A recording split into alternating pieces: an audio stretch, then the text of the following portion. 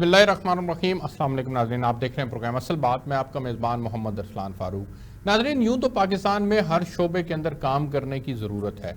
पाकिस्तान के अंदर सेहत के शोबे के अंदर भी बेशुमार काम करने की ज़रूरत है। ना सिर्फ हुकूमती लेवल पर काम करने की ज़रूरत है, बल्कि तमाम सेक्टर्स को इसके अंदर इन्वॉल्व होकर आगे बढ़कर अपनी खिदमात सर अंजाम देने की ज़रूरत है। पाकिस्तान के अंदर एक ऐसी शख्सियत आज हमारे साथ प्रोग्राम का हिस्सा है जिन्होंने 150 बेड के एक हॉस्पिटल से आगाज़ किया और आज उनका नेटवर्क जो है वो पूरे पाकिस्तान के अंदर ऑलमोस्ट फैल चुका है और वो उसका फर्दर प्लान भी रखते हैं कि पाकिस्तान के हर ज़िले के अंदर, हर प्रोविंशियल कैपिटल के अंदर जो है वो एक हॉस्पिटल बनाए। मेरी मुराद है जनाब प्रोफेसर डॉक्टर अब्दुल बारी साहब की, जो कि CEO हैं Indus hospital and health network के। आपके पास इस वक्त 10,000 के करीब मुलाजिम हैं और लगभग आप जो है वो 35 अरब का एक बजट है जिसको आपने मेंटेन करना होता है। हॉस्पिटल बनाना आसान काम होता है, लेकिन हॉस्पिटल को चलाना ये एक मुश्किल काम है। लेकिन ये अल्लाह रब्बुल इज़्ज़त की मदद और नुसरत के साथ इस काम को सर अंजाम दे रहे हैं। और आज हेल्थ के शोबे के अंदर जो फैसिलिटीज़ ये प्रोवाइड कर रहे हैं वो फैसिलिटीज़ किसी भी प्राइवेट सेक्टर के हॉस्पिटल की फैसिलिटीज़ से किस कदर जो है वो कम नहीं है। मैं बहुत मशहूर हूँ प्रोफेसर डॉक्टर अब्दुल बारी साहब का, जनाब CEO Indus hospital and health network के। आपने खुसूसी तौर पर हमें वक्त दिया। मैं जानना चाहूँगा कि पाकिस्तान के अंदर सेहत के एतबार से जो मसाइल हैं उनको आपने कब आइडेंटिफाई किया था, और क्या आप उन मसाइल को आइडेंटिफाई करने के बाद आपने ये तय किया था कि इन मसाइल को ख़त्म करना है, जितनी खिदमत हो सके, खिदमत खल्क हो सके वो करनी है, या उसके पीछे थॉट कुछ और थी? बिस्मिल्लाहिर्रहमानिर्रहीम। अरसलान साहब, बहुत शुक्रिया आपका ये मौका फराहम करने का।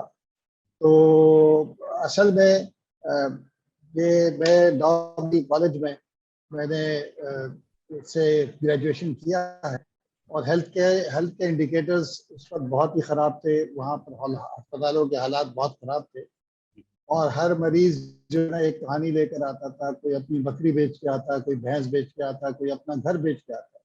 गरीब तरीन लोग आते थे। तो उस वक्त हम लोगों ने एज ए स्टूडेंट जो है 1979 में डॉ मेडिकल कॉलेज में पेशेंट्स वेलफेयर एसोसिएशन बनाई थी, जो कि गरीब मरीजों को दवाइयाँ दिया करती थी और ब्लड डोनेट करा करती थी। 1981 तक जो ब्लड का सोर्स था वो प्रोफेशनल डोनर्स होते थे, ड्रग एडिक्ट्स होते थे, जो अपना ब्लड हफ्ते में एक दफ़ा नहीं 2 दफ़ा बेचा करते थे। तो उनके ब्लड के अलावा सब कुछ होता था, हेपेटाइटिस, HIV, मलेरिया, सिफिलिस। और 81 में ये स्ट्राइक पे गए अपने पैसे बढ़ाने के लिए। अच्छा। तो उस वक्त बहुत सारे लोग मरे भी, क्योंकि वॉलंटरिज्म था नहीं। तो हमने फिर ये सोचा कि हम इन लोगों से होस्टेज नहीं हो सकते, अपना ब्लड बैंक बनाते हैं। और पहला वॉलंटरी ब्लड बैंक डॉ मेडिकल कॉलेज में स्टूडेंट्स ने बनाया और मेरी खुशकिस्मती कि मैं उसका प्रोजेक्ट डायरेक्टर था। तो बस वहाँ से सिलसिला शुरू हुआ और फिर ये जो इंडस हॉस्पिटल ये जो बुनियाद है वो उसका ख्वाब जो है ना 1987 में देखा गया। अच्छा। आपको याद होगा 1986 में कराची में पहला टेररिस्ट अटैक हुआ था। बोरी बाजार के अंदर जो है ना बॉम्ब ब्लास्ट हुआ था, जिसमें कोई 75 लोग मरे और कोई 250-300 लोग जख्मी हुए थे। सिविल हॉस्पिटल कैजुअलिटी उस वक्त बुरे हालात में होती थी। मैंने हाउस जॉब शुरू किया था तो मुझे याद है कि मैंने डेड बॉडीज में से जख्मियों को निकाला और उनको जो है ना फर्श पर ट्रीट किया था। लेकिन उस वक्त एक अच्छी जो चीज़ नज़र आई, सिविल हॉस्पिटल के बाहर जो है ना वॉलंटियर्स का जो लोगों की लंबी लाइन लगी हुई थी खून देने के। इसके अलावा बहुत सारे लोग थे जो कि अपने हाथों में थैलों में पैसे लेके बैठे हुए थे और वो कहते कि जी आपको जो चीज़ भी चाहिए हमें बताएं, हम आपको ला के देंगे। तो फिर जब इस क्राइसिस से निकले तो हमने सोचा कि हम सिविल हॉस्पिटल की कैजुअलिटी को नया बनाते हैं। और पहली दफ़ा हमने कोई 36 लाख का बजट बना था और पहली दफ़ा स्कूल के बच्चों को हमने मनी बॉक्सेस दिए थे। और उसमें जो है ना 36 में से 24 लाख रुपए स्कूल के बच्चों ने जमा और 3 लाख रेजगारी की सूरत में था। और फिर उसके बाद जो है ना वो 5 पैसे 10 पैसे 4 आने 8 आने। और हमने फिर जब ये मुकम्मल हो रहा था तो उस वक्त एक रात पहले जब इसका बोर्ड लग रहा था तो मैंने अपने साथियों से कहा था इंशाल्लाह एक वक्त आएगा हम एक ऐसा अस्पताल बनाएंगे जो क्वालिटी केयर करेगा और फ्री ऑफ कॉस्ट करेगा। माशाल्लाह। ये ख्वाब 1987 में देखा गया। और उसकी फिर अमली शक्ल जो है वो आज आवाम के सामने है। डॉक्टर साहब, ये जो ख्वाब आपने देखा था, इसके पीछे आपने अपनी रीजंस भी कैलकुलेट की। पाकिस्तान में बुनियादी तौर पर सेहत का शोबा जो है वो बदहाली का शिकार है। आपने एक ऐसा ज़बरदस्त इंफ्रास्ट्रक्चर डेवलप किया है इंडस हॉस्पिटल की शक्ल के अंदर कि वो मिसाली है। वो आउट ऑफ द बॉक्स जाके आप चीज़ें जो है वो प्रोवाइड कर रहे हैं पब्लिक के लिए, और फिर जनरल मैसेज के लिए आप प्रोवाइड कर रहे हैं, जिसके अंदर मैं समझता हूं कि आप आउटस्टैंडिंग फैसिलिटीज़ प्रोवाइड कर रहे हैं, इसमें कोई दो राय नहीं है। लेकिन सेहत के शोबे को अगर ओवरऑल देखा जाए तो क्यों हम बहुत ज़्यादा पीछे हैं सर? कौन है जो इसका जिम्मेदार है? एक्चुअल में हुकूमत इसकी जिम्मेदार है जो सेहत के शोबे के ऊपर काम नहीं कर पा रही? देखिए, असल बात यह है कि जब जब तक आप हेल्थ और एजुकेशन का बजट को नहीं बढ़ाएंगे और 1.2 जो है ना 1.2% ऑफ जीडीपी आप जो है ना हेल्थ पे रखेंगे और तकरीबन इतना ही एजुकेशन पे रखेंगे, तो आप कैसे हेल्थ केयर दे सकते हैं? और फिर उसके बाद देखें ना, जब तक आपको प्रायोरिटी सेट करनी होगी उसके बाद, और ये अब जो हालात ये हैं कि जो हेल्थ के इशू इतने ज़्यादा है कि आपको सबको मिलकर हम के साथ काम करना होगा, जिसमें प्राइवेट पब्लिक पार्टनरशिप का भी काम होगा। और जब हम बना रहे थे इंडस हॉस्पिटल, उस वक्त लोग यही कहा करते थे कि जी देखें, ये हुकूमत का काम है, आप लोग क्यों कर रहे हैं?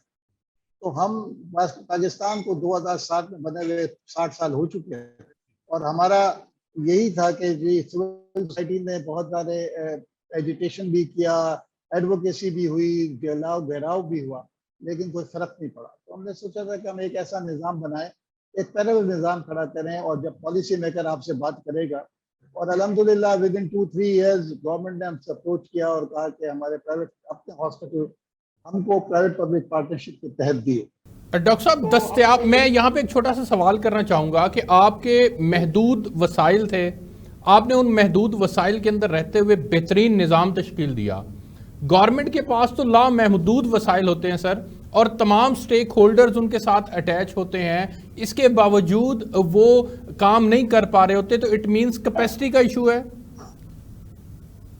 देखिए, एक तो ह्यूमन रिसोर्स की क्वालिटी का इशू है और विल का इशू होता है। जब विल हो तो सब चीजें हो सकती है। हमारा जो है ना इंडस हॉस्पिटल की जो बुनियाद थी ना, वो जो है वो यकीन के ऊपर, अल्लाह ताला पे यकीन था कि जी जो सब हम जब शुरू कर रहे थे, लोग यही कहा करते थे ये मुमकिन नहीं है, और मैं उनसे यही कहा करता था कि अल्लाह ताला, अगर अल्लाह पे पुख्ता यकीन हो और यहाँ से हो, दिल से, और गैर मुतजलजल यकीन हो, तो सब चीज हो सकती है। मैं मान नहीं सकता कि आपको इतना अल्लाह पर पे यकीन हो और वो ना हो। तो एक तो कैपेसिटी बिल्डिंग है, फिर हमारी अनफॉर्चुनेटली जो है ना, जो माशरा इन्हतात पजीर हुआ है। जब माशरा पूरा इन्हतात पजीर होता है, इसी से लोग चल रहे हैं, इसी से लोग जाते हैं, तो और फिर उसके बाद जो हमारा जो सैलरी स्ट्रक्चर है वो इतना कम है कि लोग फिर उस हिसाब से काम नहीं करते। डॉक्टर साहब, मुझे एक ब्रेक पे जाना है, मैं ब्रेक से वापस आता हूं, तो फिर मैं जानना चाहूंगा कि इंडस हॉस्पिटल इस वक्त किन किन शोबाजात के अंदर एक्टिवली काम कर रहा है, अपने खदमात सर अंजाम दे रहा है, पाकिस्तान के किन किन शहरों के अंदर आप पहुंच चुके हैं। अभी लास्ट वीक आप लोगों ने यहाँ लाहौर के अंदर वज़ीर-ए-आज़म पाकिस्तान भी उसके अंदर मेहमान खुसूसी थे, इंडस हॉस्पिटल की तकरीब थी, उसके ऊपर बात करेंगे। एक ब्रेक लेते हैं जी, ब्रेक से वापस आएंगे तो यहीं से कंटिन्यू करेंगे। प्रोफेसर डॉक्टर अब्दुल बारी साहब आज मेरे साथ मौजूद हैं, मेरे साथ रहिएगा।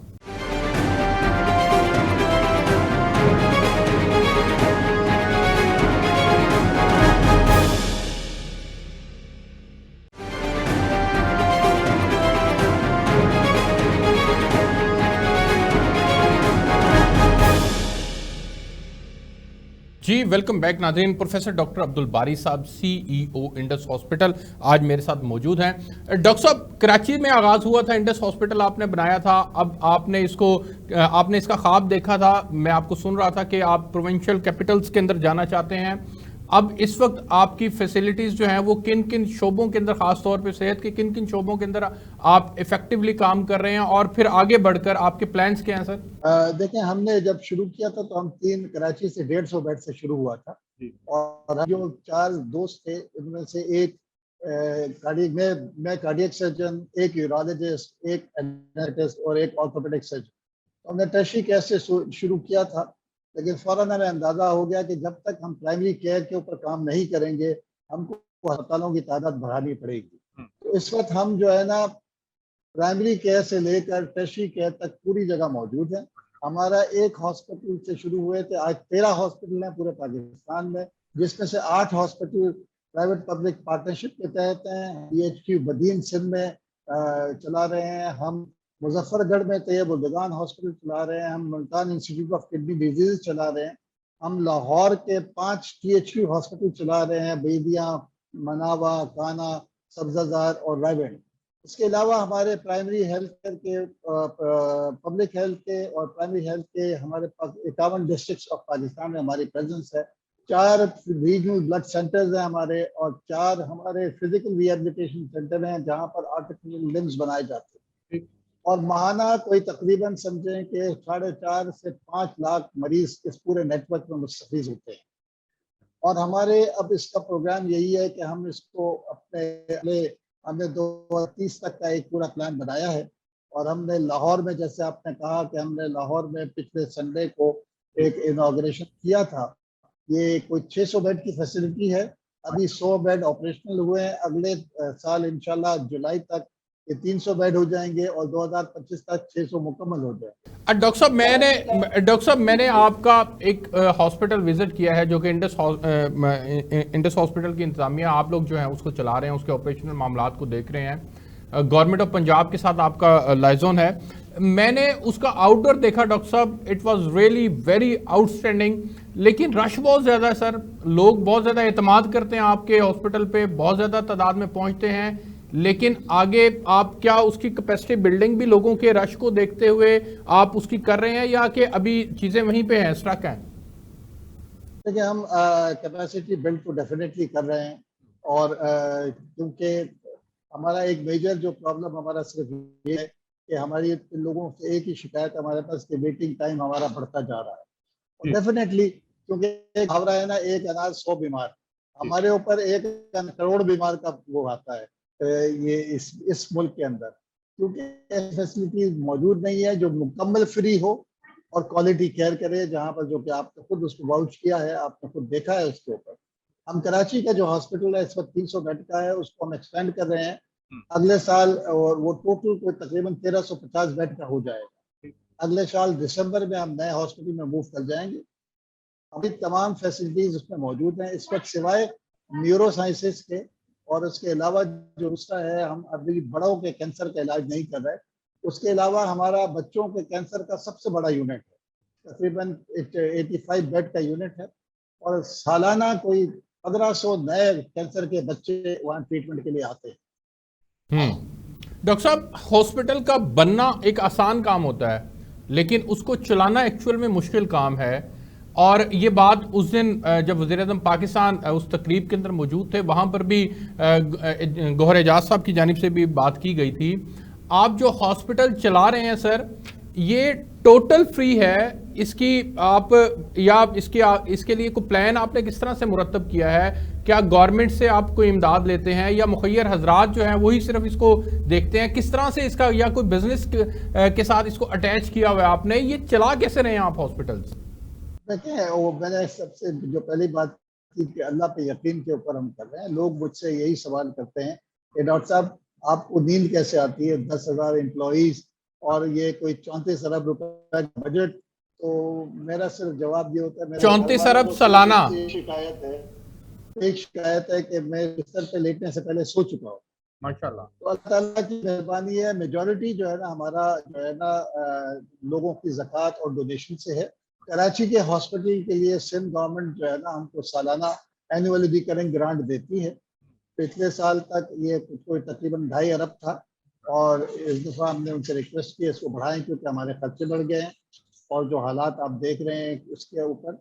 लेकिन जितना हम बजट बनाते हैं, अल्हम्दुलिल्लाह किसी मरीज को पैसे ना होने की वजह से वापस नहीं भेजा।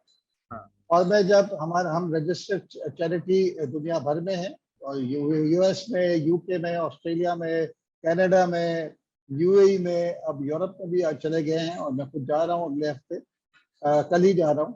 तो मैं जब वहाँ जाता हूँ तो मैं उनसे कहता हूँ पाकिस्तानियों से कि आप पाकिस्तान हमेशा जो है ना बुरी खबरें मिलती है, करप्शन है, यहाँ पर रोड टूटे हुए हैं, पानी नहीं आता, बिजली 2 घंटे आती है। तो मैं एक अच्छी खबर लेके आया, और अच्छी खबर ये है कि हमारी जो तकरीबन समझे कि 90% जो है ना हमारा फंड पाकिस्तान से रेज होता है। माशाल्लाह। और लाहौर लाहौर हैज बीन बिल्कुल डिफरेंट एक्सपीरियंस।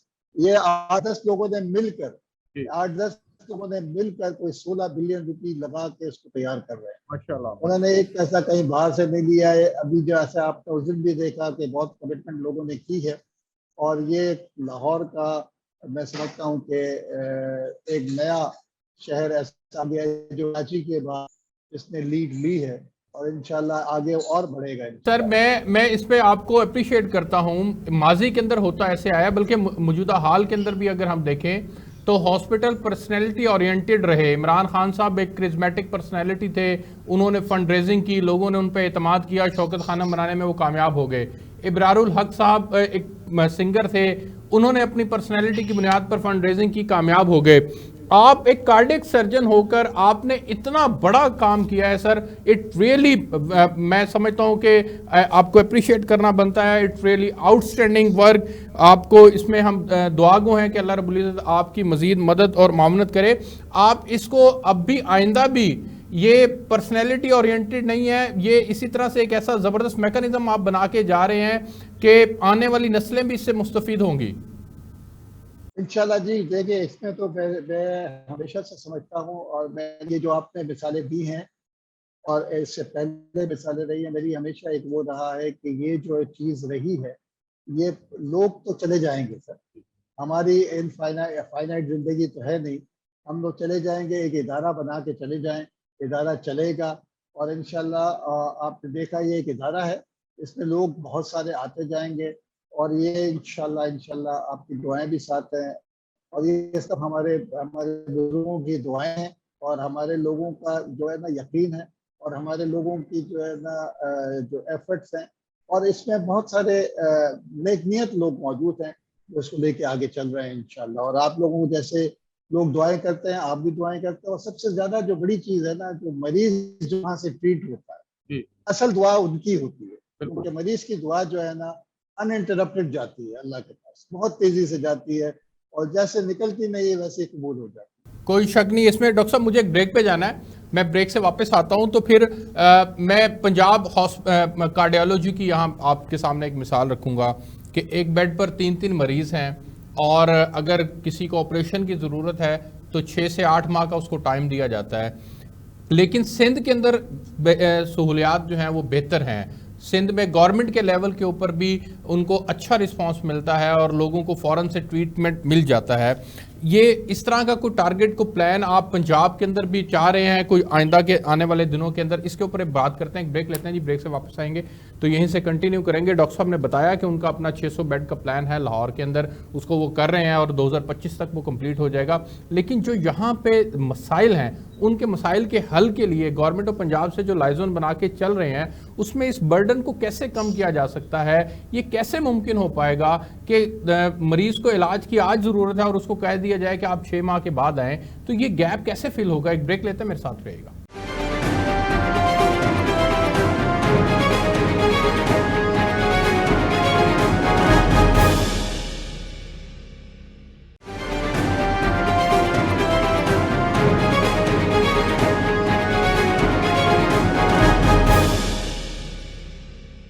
जी वेलकम बैक नाज़रीन। प्रोफेसर डॉक्टर अब्दुल बारी साहब, CEO इंडस हॉस्पिटल। सर, गुजारिश ये है कि हमारे यहाँ इलाज की आज ज़रूरत है। पंजाब कार्डियोलॉजी की मैं मिसाल देता हूँ आपके सामने, एक बेड पर 3-3 मरीज़ लेटे हुए हैं और आज ऑपरेशन की ज़रूरत है, 6 माह बाद का टाइम दिया जा रहा है।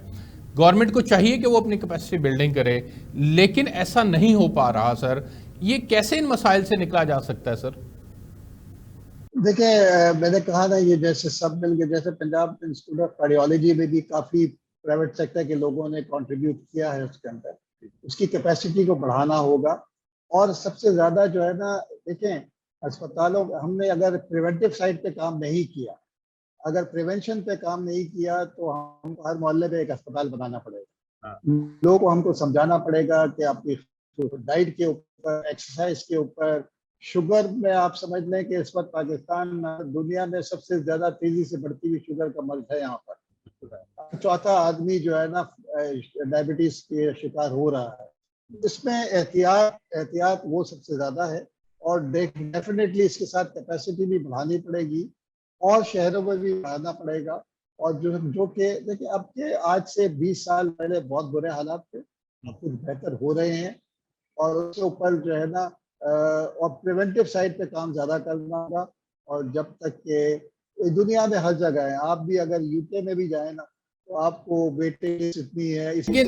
लेकिन सर, ये बड़ा ये अनफॉर्चुनेट नहीं है सर कि आपकी जेब में पैसे हैं तो आपका वहीं पे उसी वक्त इलाज हो जाएगा, लेकिन अगर आपकी जेब में पैसे नहीं हैं तो आपको 6 माह के बाद का टाइम दिया जाएगा। Sir, it's really very unfortunate.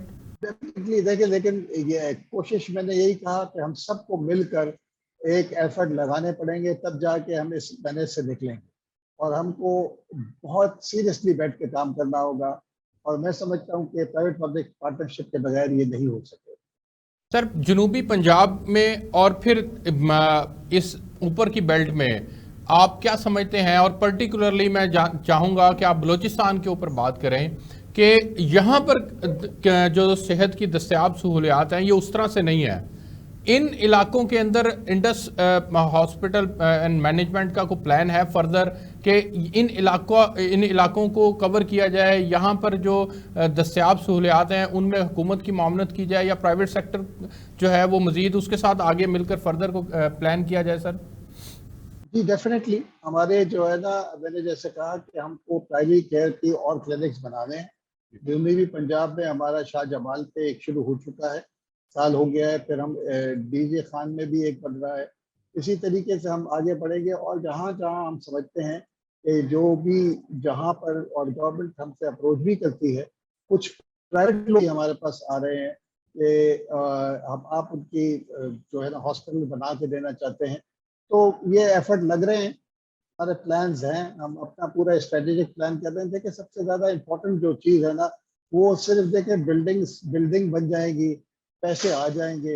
असल बात ये है ना कि ह्यूमन रिसोर्स तैयार करना बहुत जरूरी है, और ह्यूमन रिसोर्स भी वैसा तैयार करना जिनके दिल में दर्द हो, जिनके दिल में दर्द हो, वो इम्पोर्टेंट है। तो क्योंकि इस शोबे के अंदर कमर्शलाइजेशन बहुत ज्यादा है। जी जी, तो हमारी अपनी एक यूनिवर्सिटी भी, Indus university of health sciences जो है ना बन रही है कराची में। इंशाल्लाह 2024 में वो शुरू हो जाएगी।